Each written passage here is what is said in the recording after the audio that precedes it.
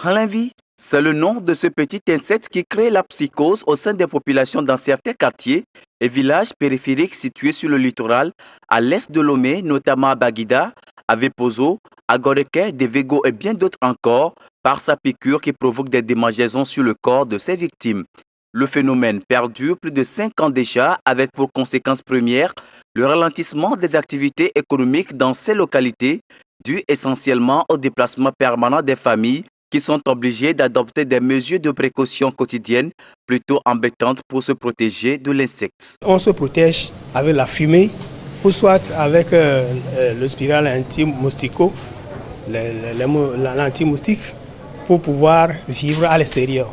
Si vous voulez vivre à l'extérieur, il faut se protéger à des manches longues, des pantalons pour être à l'air libre. Donc ça pique tous les jours. Et seulement quand il pleut, il se replie un peu. Après, un peu de rayons solaires, ça finit, ils reviennent. Donc tout le temps, on n'arrive pas à vivre libre. Ça nous dérange, nos occupations à l'extérieur sont vraiment difficiles. C'est alors que le cri de détresse de ces victimes de Ralinvi a eu écho favorable auprès de l'Alliance nationale des consommateurs et de l'environnement ANSETOGO qui, avec le financement obtenu de la Banque mondiale par le ministère de l'Environnement et des Ressources forestières pour la réduction des risques de catastrophe, a pu signer avec l'Agence d'appui aux initiatives à la base un contrat de partenariat pour la mise en œuvre du projet intégré de lutte contre cet insecte.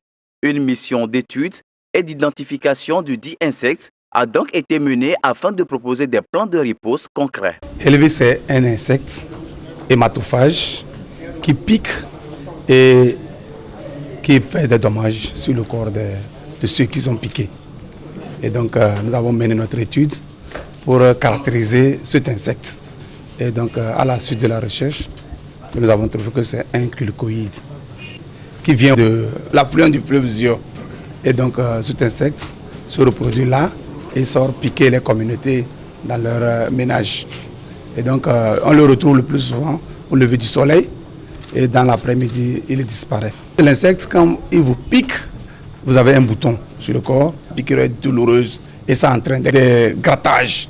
Et quand ça va vous gratter, pour vous soulager, vous avez des démangeaisons sur le corps et votre corps est exposé. L'organisation par l'ANSETOGO de l'atelier de validation du rapport d'étude identification des insectes de Baguida le vendredi 2 décembre 2016 et qui a réuni des représentants de la Banque mondiale, de l'unité de gestion PGICT et de la Gaïbe maritime, les autorités administratives et traditionnelles des dites localités, a donc eu pour objectif principal d'évaluer et adopter les recommandations issues de l'étude menée en amont et qui comporte bien évidemment des mesures pour la protection de l'environnement. Ce que j'ai suggéré, c'est que l'université puisse continuer l'étude, étudier bien l'insecte jusqu'à ses profondeurs, c'est-à-dire son comportement et tout. Parce que là, nous connaissons l'insecte. Nous savons que c'est un insecte qui appartient à la famille des Cerapogonidés du genre Culcoïde. Maintenant, comment est-ce que cet insecte se comporte? C'est vrai que du matin jusqu'au soir, l'insecte est là. Maintenant, au-delà de ça, est-ce qu'il n'y a pas d'autres aspects qu'il faut connaître? Donc là, ce que nous suggérons, c'est d'avoir encore beaucoup plus de moyens, remettre cette étude maintenant à l'université qui pourra mettre un étudiant là-dessus, peut-être sur une période de 3 ans, voire 4 ans, qui peut faire l'objet d'un mémoire de master ou d'une thèse. Là, vraiment, on aura les résultats plus concrets. Et puis là, je crois que le plan de lutte sera plus efficace. Parce qu'à mon avis, ce que nous allons faire maintenant, je ne sais pas si ça serait efficace, puisque l'insecte est en train d'envahir tout le littoral.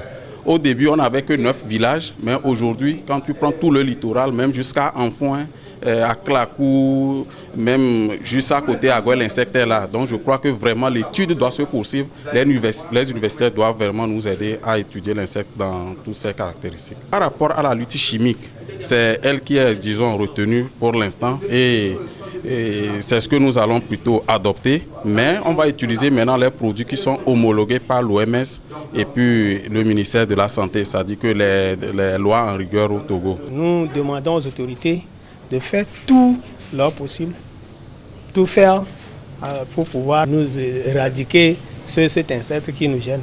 Sinon, le quartier serait vraiment appauvri. Il n'y aura pas de des occupations.